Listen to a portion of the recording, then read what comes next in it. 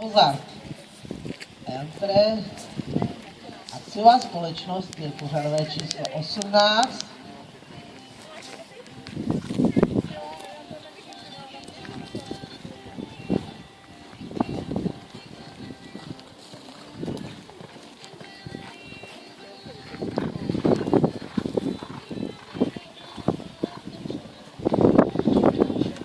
A druhý výsledek jeskyně jezdce Matthew Lambert se Defirem na parkouru sice bez trestních bodů, ale o malinko překročený stanovený čas 83,27, znamená jeden trestní bod za překročení času.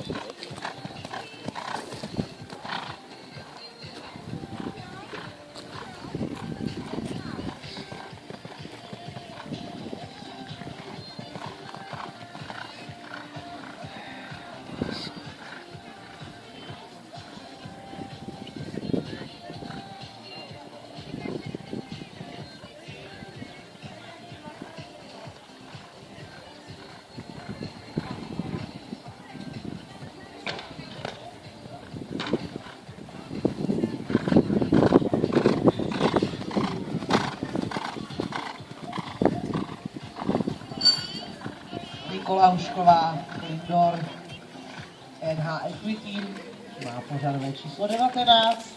Veronika Klímová z Force Mozart absolvovala parkour se 4 trestními body a čas 71,44.